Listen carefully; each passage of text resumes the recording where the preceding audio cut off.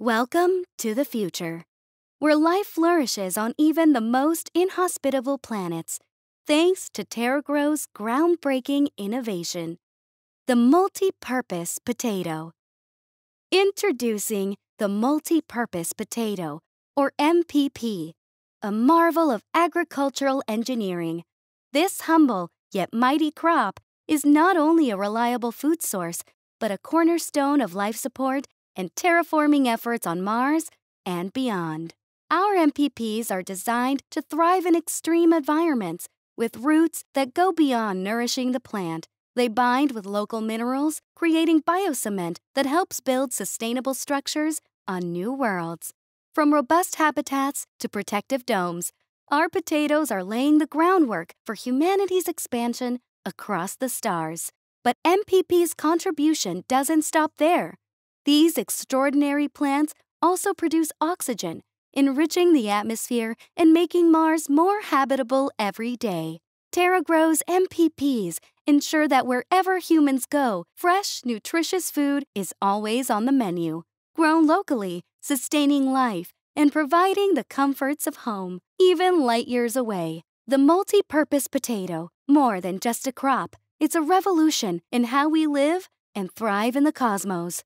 Join TerraGrow as we take the next giant leap for humanity, one potato at a time. TerraGrow, the future is growing.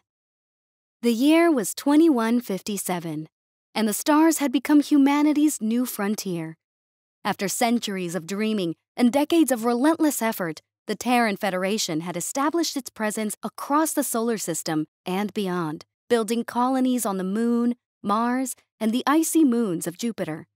Yet as humanity reached further into the cosmos, it faced a challenge as old as exploration itself: survival in hostile and alien environments.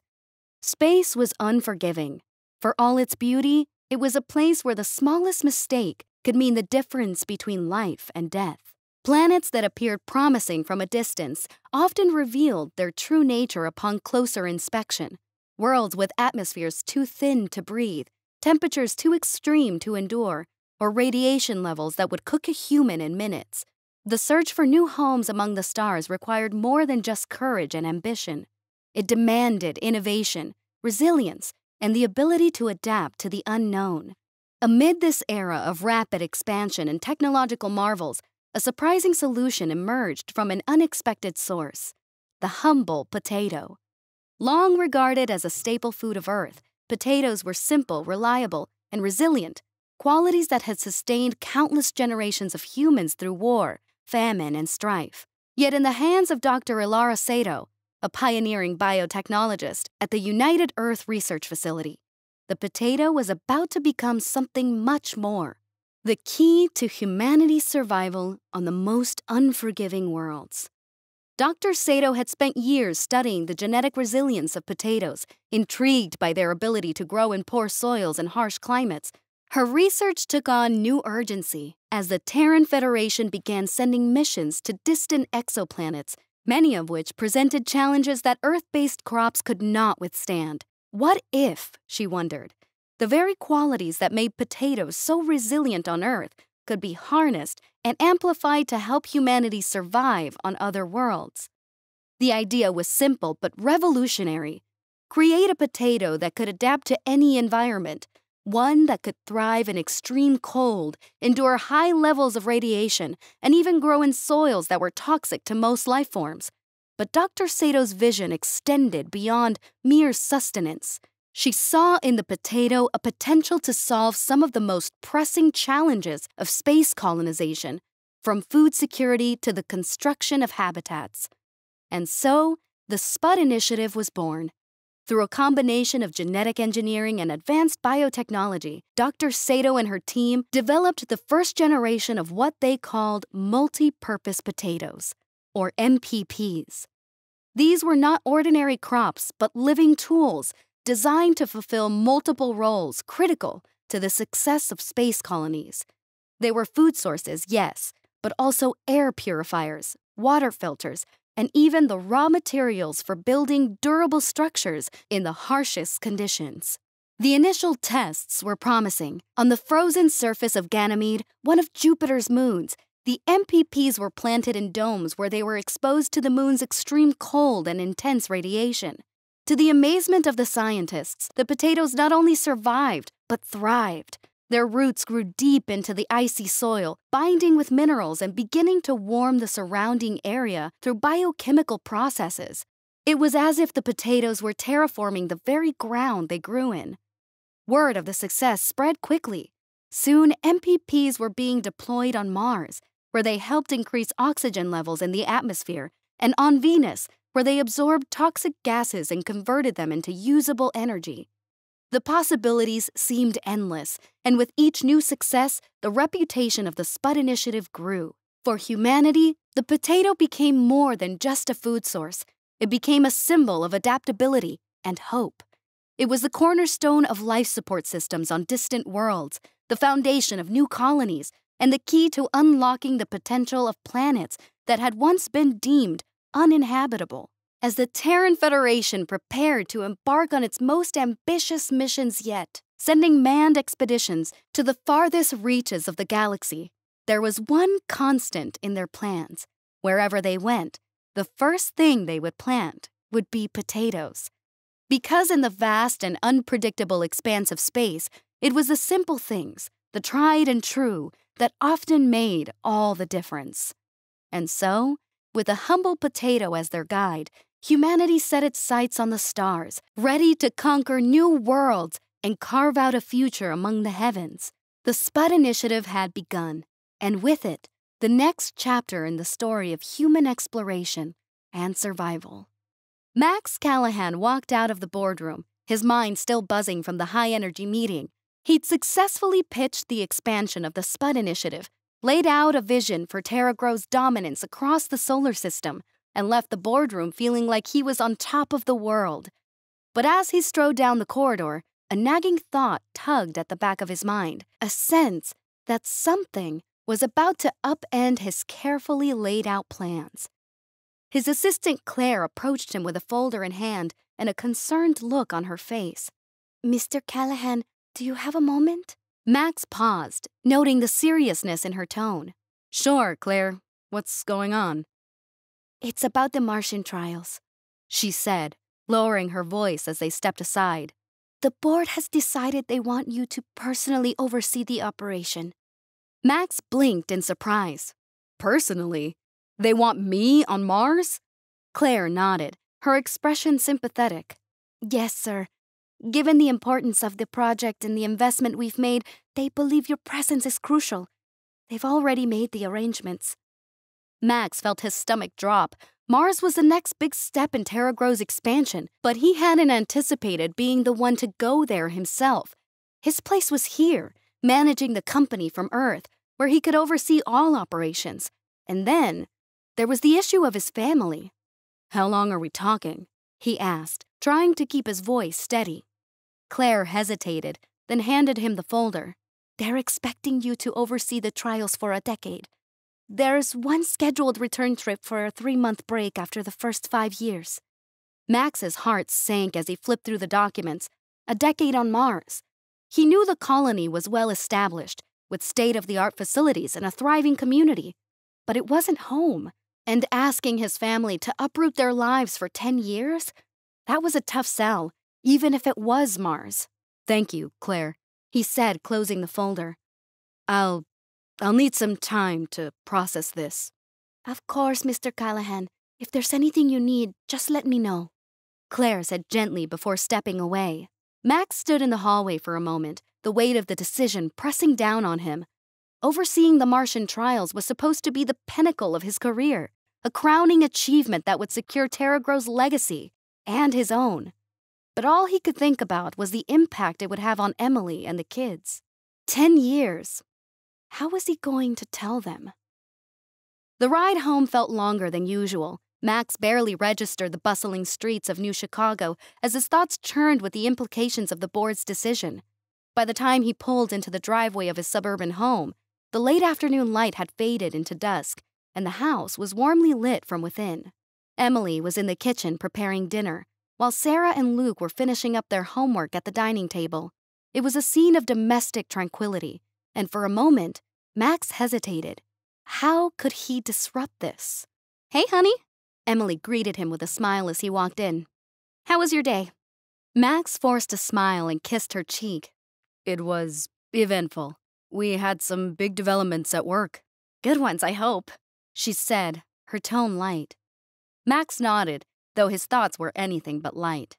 "Listen, we need to talk after dinner. There's something important I need to discuss with you and the kids."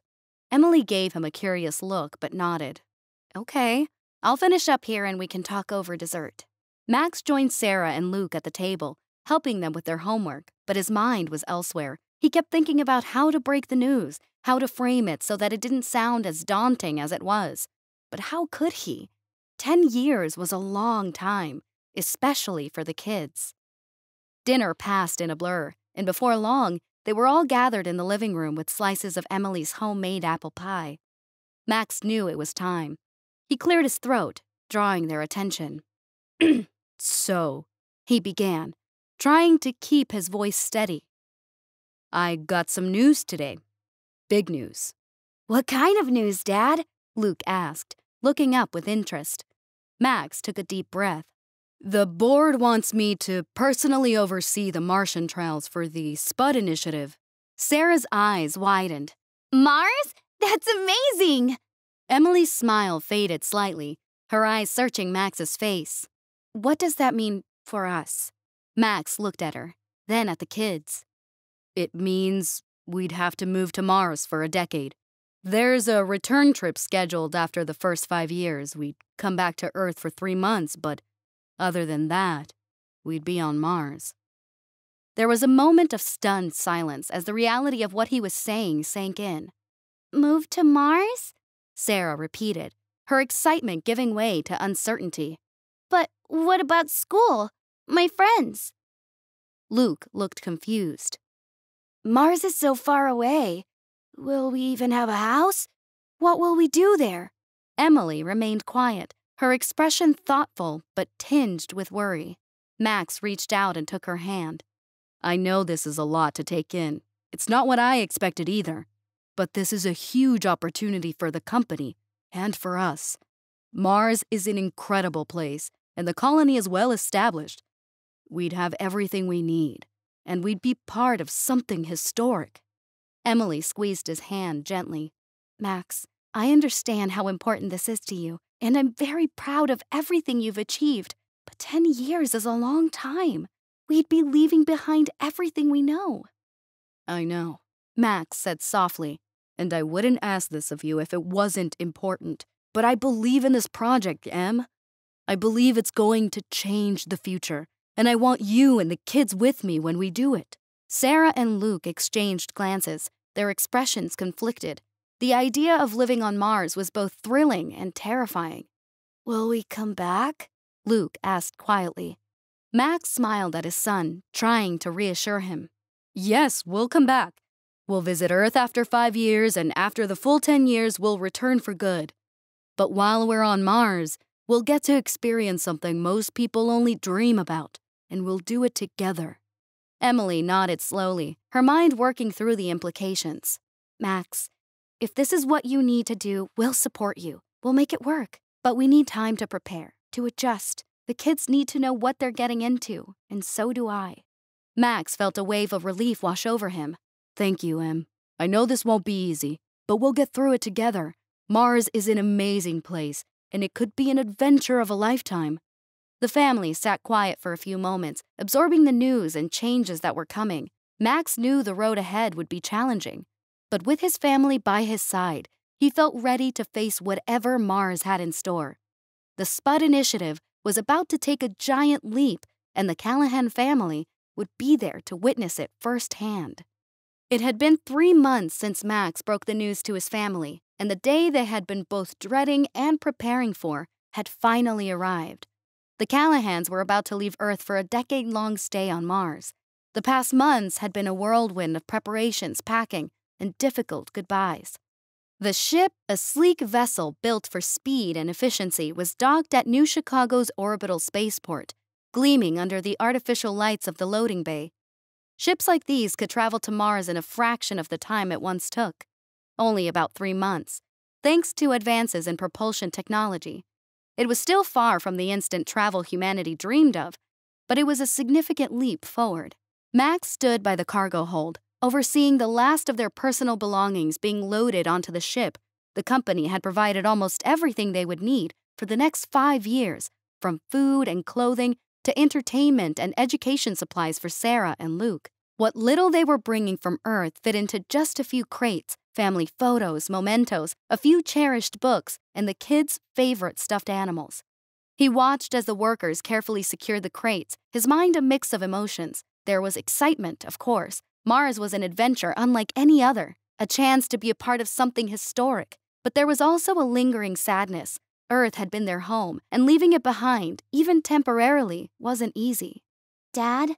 Sarah's voice called from behind him. Max turned to see his daughter standing there, her expression serious. "What's up, sweetheart?" I just said goodbye to Jenna. She said, her voice tinged with sadness. It feels so weird. We've been friends since kindergarten, and now I won't see her for 5 years. Max knelt down to her level, placing a reassuring hand on her shoulder. "I know it's hard, Sarah, but think of all the new friends you'll make on Mars, and you'll still be able to stay in touch with Jenna. It's not goodbye forever." Sarah nodded, though the sadness didn't leave her eyes. Yeah, I guess, but it's not the same. Max pulled her into a hug. "I know, sweetie, but we're in this together, and Mars is going to be an incredible experience. I promise." As they hugged, Luke came running up, his backpack slung over one shoulder. "Dad, I just finished saying goodbye to everyone. Can I take Rocket with me on the ship?" He held up a well-worn stuffed dog, one of his most treasured possessions. Max smiled. "Of course he can, buddy. Rocket wouldn't miss this adventure for the world." Luke grinned, hugging the stuffed dog to his chest. "I'm gonna show him all the cool stuff on Mars." Max ruffled Luke's hair affectionately. "I'm sure he'll love it. Now go help your mom with the last of the packing, okay?" Okay. Luke dashed off toward the ship, his earlier apprehension replaced by excitement. Max stood up, watching his son disappear into the ship's interior.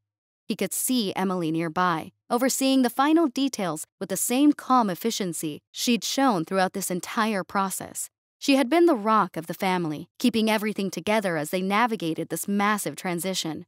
He walked over to her, slipping an arm around her waist. "How are you holding up?"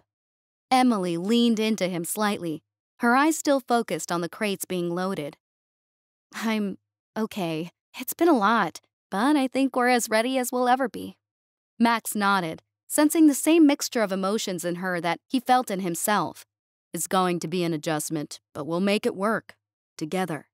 Emily finally turned to look at him, a small smile on her lips. "I know, and you're right. This is an incredible opportunity. I'm just going to miss Earth and everything we're leaving behind." Max squeezed her hand. "We'll be back in 5 years for a visit. It's not forever, and who knows, maybe Mars will start to feel like home." She smiled a bit wider, her eyes softening. "Maybe. I guess we'll find out." The last of the crates were loaded onto the ship, and a voice came over the intercom, announcing that boarding would begin shortly. Max took a deep breath, feeling the finality of the moment settling in. "Time to go," he said, more to himself than to Emily. She nodded, and together, they walked toward the ship, their steps heavy with the weight of what lay ahead. The interior of the ship was sleek and modern, designed for comfort on the long journey to Mars. The family's quarters were compact, but well-equipped, with everything they would need for the trip. As they settled in, Sarah and Luke explored the space with a mixture of curiosity and trepidation, while Max and Emily organized their belongings. Once everything was stowed away, Max took a moment to stand by the window, looking out at Earth below. It was a beautiful sight, the blue and green orb floating in the darkness of space. It was hard to believe they were leaving it behind, that this would be the last time they saw it for 5 long years. Emily joined him, her hand slipping into his. "It's really happening, isn't it?" Max nodded, his gaze still fixed on the planet below. "Yeah, it's really happening." They stood there in silence for a while, watching as the Earth slowly receded from view, replaced by the vastness of space. Max felt a lump in his throat, a mixture of excitement and sorrow that was hard to put into words. Finally, he turned to Emily, a determined look in his eyes. "We're going to make this work. For us, for the kids. We're going to Mars, and we're going to make the most of it." Emily squeezed his hand. "I know we will. And who knows? Maybe this will be the start of something amazing." Max smiled, feeling a renewed sense of purpose. They were heading into the unknown, but they were doing it together. Whatever challenges lay ahead, they would face them as a family. And with that thought, Max turned away from the window, ready to embrace the adventure that awaited them on Mars. It was the end of the 3rd month aboard the ship, and the Callahan family was beginning to feel the strain of being cooped up together in such close quarters for so long. The novelty of space travel had long since worn off, and the once exciting journey to Mars had become a monotonous routine of daily exercises, schooling, and trying to stay out of each other's way. Max found himself pacing the small living area, the tension in his shoulders growing with each lap. He could hear the kids bickering in the next room, their voices rising in frustration. "Sarah, stop hogging the holoscreen! It's my turn!" Luke shouted, his tone edged with annoyance. "You've had it all morning, Luke! I want to watch my show!" Sarah shot back, her patience clearly fraying. Max rubbed his temples, feeling the beginnings of a headache. Emily was at the small workstation, trying to catch up on some work of her own, but even she looked strained. He knew they were all feeling it, the claustrophobia of being stuck in the same space day in and day out, with nowhere to go and nothing new to see. "Enough!" Max finally snapped, stepping into the room where the kids were arguing. "Both of you, just stop it!" The suddenness of his outburst startled them into silence, but the tension in the room was palpable. Max could feel his own frustration bubbling up, threatening to spill over. "Dad, it's not fair," Sarah began, but Max cut her off with a raised hand. "I don't want to hear it, Sarah. I'm tired of the fighting, and I know your mother is too. We've all been stuck in this ship for 3 months, and we only have 2 more weeks to go. We need to find a way to get through this without driving each other crazy." Sarah folded her arms, her expression sullen, while Luke just stared at the floor, his face a mix of guilt and stubbornness. The silence stretched on, heavy and uncomfortable. Emily joined them, her voice gentle but firm. "Max is right. We're all feeling the strain, but that doesn't mean we can take it out on each other. We need to be a team, now more than ever." The words were meant to soothe, but instead, they seemed to have the opposite effect. Sarah's eyes welled up with tears, and Luke's lip began to quiver. Max could feel the situation slipping out of control, the stress of the past months pushing them all to their breaking point. "Mom, Dad, I hate this!" Sarah blurted out, her voice cracking. "I just want to go home. I miss my friends. I miss our house. I miss everything." Luke, who had been silent until now, suddenly spoke up. "I don't like space anymore. It's boring and stupid, and it smells like French fries." Max's frustration boiled over. "I know this is hard, but we can't just wish it away. We're going to Mars whether we like it or not. Even if we could turn around, it's further to get home now. We have to make the best of it." Sarah burst into tears, and Luke looked like he was about to follow suit. Max ran a hand through his hair, feeling the weight of his own words. He hadn't meant to lash out, but the stress was getting to him too. For a moment, it seemed like the tension in the room was about to explode. Then, in the midst of the silence, Luke piped up with a remark that caught everyone off guard. For a moment, the tension in the room was thick enough to cut with a knife. Then, in the middle of the silence, Luke suddenly blurted out, "You know, I've been thinking, if we don't land soon, I'm going to start calling this ship the Boar Ship." Max and Emily paused, the unexpected pun catching them off guard. Sarah snorted, trying to hold back a laugh, but it was too late. The wordplay was so completely off base, simple and dumb, yet perfectly in line with the kind of humor Luke loved to try to emulate. Max couldn't help but grin. "The Boar Ship, huh? I guess it's not exactly the Starship Funterprise, is it?" he said, seeing what Luke had attempted. Luke, now giggling at his own joke, nodded enthusiastically. Yeah, it's like we're stuck in space jail. We need a rescue ship called the Unbore ship. That did it. Sarah burst into laughter, and even Emily couldn't suppress a smile. The pun was so bad, it was exactly the kind of ridiculousness they needed to break the tension. Max shook his head, chuckling. All right, Luke, I think you've just named our ship. But don't worry, the Bohr ship is only 2 weeks away from landing, and then we'll be on Mars where the fun really starts. Emily added with a grin. And no more space jail, I promise. Luke beamed, proud of his pun and the laughter it had sparked. The tension that had filled the room moments before was gone, replaced by a sense of relief and shared amusement. They were still stuck on the ship for a bit longer, but with jokes like that, they could handle it together. Well, at least we're not stuck on the moon with a bunch of potatoes. Sorry, bud, you lost me with that one, Max replied, smiling. With the tension diffused and the mood lightened, the family returned to their routine, the weight of the journey no longer feeling quite so heavy. They still had a long way to go, but they were doing it together, laughing, supporting each other, and getting through the tough moments, one day at a time. The Callahan family was practically buzzing with anticipation as the ship touched down on the Martian surface after 3.5 months in space. The idea of finally getting to stretch their legs and breathe in air that wasn't recycled for the 1,000th time was almost too good to be true. Max stood by the door, ready to lead his family down the ramp and into their new life on Mars. Emily was beside him, holding Luke's hand, while Sarah practically bounced on her toes, eager to see what awaited them outside. The moment the door began to open, they all leaned forward, ready to step out onto the red soil of Mars. But as the ramp lowered, instead of being greeted by the open expanse of the Martian landscape, they were met by a team of stern-looking officials clad in protective suits. Welcome to Mars, Callahan family, one of them said, his voice crackling through the speaker in his helmet. Before you can disembark, we need to go through the standard arrival protocols. Please remain on the ship until further notice. Max felt his excitement deflate like a balloon. How long will this take? The official didn't seem fazed by the question. Standard decontamination and check-in procedures typically take about 2 to 3 hours. We'll start with decontamination, then move on to possession verification, badge issuance, security protocol reviews, and other necessary tasks. Emily sighed, her shoulders slumping slightly. I guess we should have expected this. Sarah groaned, her earlier excitement now replaced by frustration. More waiting? I thought we were done with that when we landed.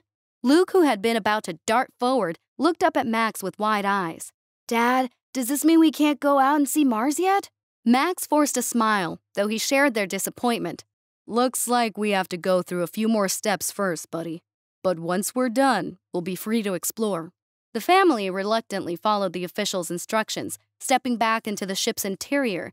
As the decontamination process began, it was an annoyingly thorough process, involving sprays and various chemicals, scans and checks to ensure they hadn't brought any Earth contaminants with them. Max watched as the kids squirmed under the cold mist of the decontamination spray.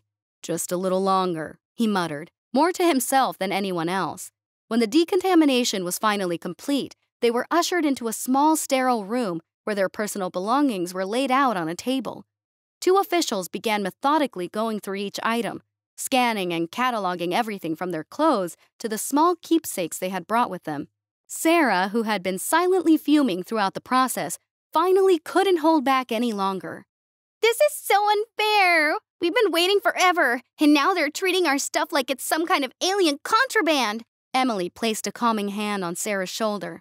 I know, sweetie, but they're just doing their job. We'll be out of here soon. Luke, trying to lighten the mood, leaned over to Max and whispered, I bet they're just jealous because we have cooler stuff than they do. Max chuckled softly, appreciating Luke's attempt at humor, but the weight was beginning to wear on him, too. Next came the badge issuance, which involved more scanning, fingerprinting, and retinal scans. Each member of the family was issued a badge with their name, photo, and a digital chip that contained all their information. The badges were to be worn at all times while on Mars, a reminder that they were now part of a tightly controlled environment. After that, they were led to yet another room where a security officer went over the protocols they needed to follow while on Mars. It was a long, detailed briefing that covered everything from emergency procedures to the rules about venturing outside the colony's protected zones. Max listened as patiently as he could, but he couldn't help glancing at the clock on the wall. They had been at this for nearly 2 hours, and the kids were growing restless again. Even Emily looked like she was struggling to stay focused. Finally, after what felt like an eternity, the security officer finished the briefing and gave them the all clear. Thank you for your cooperation, Callahan family. You are now officially registered and cleared for entry into Mars Colony 7. Welcome to your new home. Max breathed a sigh of relief. "Thank you," he said, trying to keep the impatience out of his voice. "Can we go now?" The officer nodded, and the door to the outside world finally opened. The family stepped out onto the landing platform, and for the first time, they were able to take in the Martian landscape with their own eyes. The sky was a dusty orange, and the ground beneath their feet was a rich red, stretching out in all directions. The colony buildings were sleek and modern, domes and structures built to withstand the harsh environment. But what struck Max the most was the vastness of it all. They were on a different planet, in a place that had once seemed so distant and unreachable. Sarah took a deep breath, her earlier frustration melting away. It's beautiful. Emily squeezed Max's hand. "We made it." Max nodded, feeling a mix of pride and awe. "Yeah, we did." Luke, who had been quiet, suddenly ran forward, arms outstretched like he was flying. "Mars! We're on Mars!" The sight of Luke running and laughing broke the last of the tension that had been hanging over them. Sarah and Emily joined in, their laughter echoing across the platform. Max watched them for a moment, his heart swelling with love and relief. They had made it through the long journey and the endless bureaucracy, and now, finally, they were free to start their new life on Mars. There would be challenges ahead, but for now, they were together, and that was all that mattered. Max stepped forward, his feet crunching on the Martian soil, and smiled. "Welcome to Mars, Callahans. Let's make this place our home." After finally getting to stretch their legs and shake off the confinement of the ship, the Callahan family gathered once again for the official tour of Mars Colony 7. The initial thrill of setting foot on Mars had settled into a sense of awe and curiosity, and they were eager to see what their new home had to offer. A cheerful tour guide clad in the standard-issue Mars Colony uniform met them at the main hub of the colony.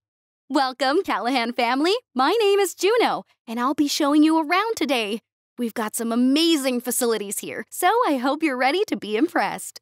Sarah and Luke exchanged excited looks as Juno led them through the bustling corridors of the colony. The structures were sleek and modern, designed for both functionality and comfort in the harsh Martian environment. The first stop was the communications center, a place that caught Sarah's attention immediately. "And here we have our state-of-the-art communications hub," Juno explained, gesturing to a large screen displaying real-time data transfers. "Thanks to our ultra-speed network, you can communicate with Earth with almost no lag. Video calls, data uploads, even streaming. It's all possible just like back home." Sarah's eyes lit up. "So I can talk to my friends anytime, and there's no delay?" "That's right," Juno confirmed with a smile. "You'll feel like you're still connected to everything on Earth, even from here." Sarah grinned. The thought of staying in touch with her friends, making the move to Mars a lot more bearable. "That's awesome!" They continued the tour, and Luke's excitement grew as they reached the agricultural sector. The air here was warmer, filled with the earthy smell of growing plants. It was a sharp contrast to the sterile environment of the ship they had just left behind. "This is our cultivation area," Juno said, waving a hand at the rows of enclosures filled with plants, and to Luke's delight, animals. "We're working on expanding our food production here on Mars, and that includes both plant and animal life." Luke's eyes went wide as he spotted a pen of small, furry animals. "Are those rabbits?" "They sure are," Juno replied. "And we've got chickens, goats, and even a few cows. We're working on creating a sustainable ecosystem here, so the animals play a big part in that. They help with the food production and also with keeping the soil healthy." Luke could barely contain his excitement. "Can I help take care of them?" Juno laughed. "I'm sure we can arrange that. We're always looking for volunteers to help out with the animals. Max and Emily exchanged a glance, both relieved to see the kids finding things to be excited about. This new life on Mars was starting to feel more like an adventure and less like a sacrifice. The final stop on the tour was the outdoor potato farms, a place that had been pivotal to the success of Mars Colony 7. As they stepped outside, they were greeted by rows of thriving potato plants, their green leaves a vibrant contrast against the red Martian soil. "These are our pride and joy," Juno said, her voice filled with enthusiasm. "The potatoes you see here are a part of what we call the Spud Initiative. Thanks to their genetic modifications, these plants can withstand the harsh conditions on Mars. They're not just providing us with food, they're also playing a critical role in terraforming." Max looked around, amazed at how well the plants were thriving. "So these potatoes are helping to create the atmosphere?" "Exactly," Juno replied. "They work in tandem with our other terraforming equipment to produce oxygen and enrich the soil. Over time, they're helping to create a more stable atmosphere on Mars. It's a slow process, but thanks to these little guys, we're making real progress."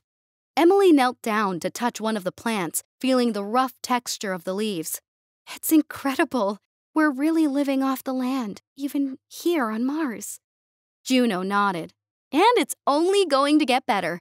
As the atmosphere improves, we'll be able to grow even more crops and expand our outdoor farming efforts. Mars is becoming more habitable every day, and the potatoes are a big part of that." Luke looked up at Juno, his face serious. "So, does that mean we're eating Martian potatoes?" Juno grinned. "That's right. And not just potatoes. Everything you'll be eating here is grown or raised right here on Mars." The tour concluded with the family being led to the colony's dining hall, where they were treated to their first meal on Mars. The table was set with plates of steaming food, and the centerpiece of the meal was, of course, steak and potatoes. Max cut into his steak, savoring the flavor. "This is amazing. I can't believe this was all produced here." Emily took a bite of her potatoes, nodding in agreement. "It's hard to believe we're on a different planet." Sarah was already digging in, grinning as she realized just how fresh everything tasted. I think I'm going to like it here." Luke, who had been focused on his plate, suddenly looked up with a big smile. "These potatoes are out of this world." The family burst into laughter, the tension of the past few months melting away. They were finally here, on Mars, enjoying a meal that represented the incredible achievements of humanity and the promise of a new life. They sat together sharing stories and enjoying their dinner. Max looked around the table at his family. This was just the beginning of their adventure on Mars, but it was already clear that they were going to make this place their home.